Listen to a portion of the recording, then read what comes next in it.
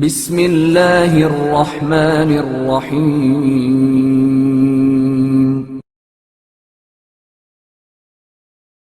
رد بلاء و وبا کے لیے امام زمانہ عجل اللہ تعالی فرجہ الشریف کی مادر گرامی کا وسیلہ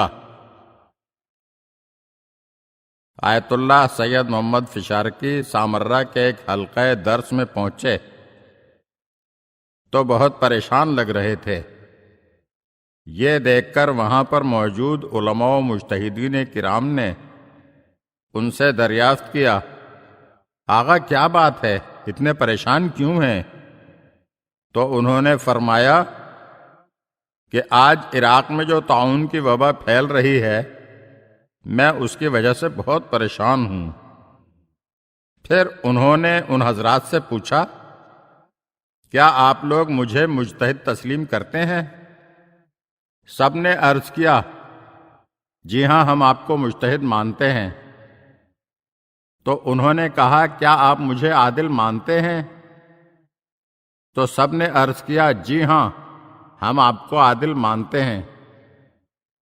اس پر انہوں نے کہا، تو پھر میں سامرہ کے تمام شیعہ مرد و زن کو حکم دیتا ہوں کہ وہ کل روضہ امام علی نقی و امام حسن عسکری پر حاضر ہوں اور بی بی نرجس خاتون سلام اللہ علیہا والدہ امام صاحب الزمان عجل اللہ تعالی فرجہ الشریف کی نیابت میں زیارت عاشورہ پڑھیں اور بی بی نرجس خاتون سلام اللہ علیہا کو ان کے فرزند ارجمند کے حضور شفیع و وسیلہ بنائیں تاکہ امام زمانہ خدا کے حضور ہماری شفاعت و سفارش فرمائیں اور شیعیان سامرہ اس وبا سے محفوظ ہو جائیں۔ مجتہد اعظم کا جب یہ حکم شیعیان سامرہ نے سنا تو سب کے سب افراد نے ان کے اس حکم کی تعمیل کی۔ اس کا نتیجہ یہ برآمد ہوا کہ طاعون کے زمانے میں شہر سامرہ کا ایک شیعہ بھی اس وبا سے متاثر نہ ہوا، جبکہ روزانہ دوسرے مذاہب اور فرقوں کے پیروکار بڑی تعداد میں اس وبا سے مرتے رہے۔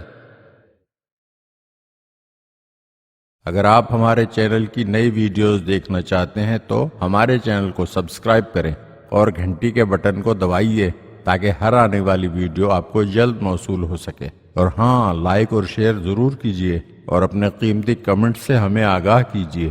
شکریہ۔